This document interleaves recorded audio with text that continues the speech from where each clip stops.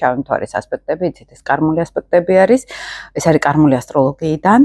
ეს არის ფსიქოლოგიაში ყველაზე ესეთი ბნელი ჩვენი შინაგანი ნაწილები, გაუცნობიერებელი ნაწილები, ჭრთილები ჩვენი, რაცა კარმულ ასტროლოგიაზე ვსაუბრობ, შავი მთვარე ამას მიგვანიშნებს და პლანეტებთან თუ ნიშნებთან ეს პირდაპირ მთელი ისტორიები არის ადამიანის ქვეცნობიერში რა ხდება.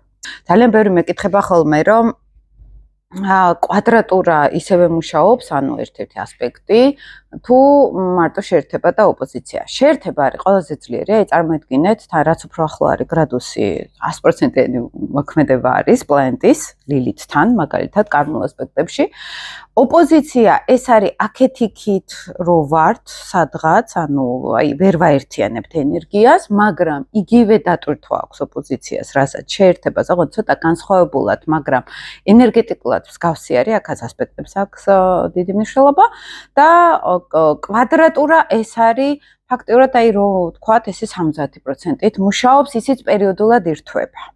მაგრამ ლაიტმოტივი ფონი არის მსგავსი. უბრალოდ ახლა მაგალითად როცა ვლაპარაკობთ ხოლმე შავი მთვარის შეერთება მზესთან, ის იმდენად ეტყობა გამოკვეთილად ადამიანს და კვადრატურა შეიძლება უფრო უკანა ფონში ჩანდეს. არ არის თლად წინა პლანზე, ხო, ეს კვადრატურა, თუმცა არ ნიშნავს, რომ იგივე კომპლექსები და პრობლემები არ აქვს ადამიანს, ხო, მაგალითად, ნუ მსგავსი ენერგია არის ზუსტად, ოღონდ ინტენსივობა ჩართულობის და ინტენსივობა ასე გამოკვეთილად პრობლემების შედარებით ნაკლებად შესამჩნევი არის ხოლმე.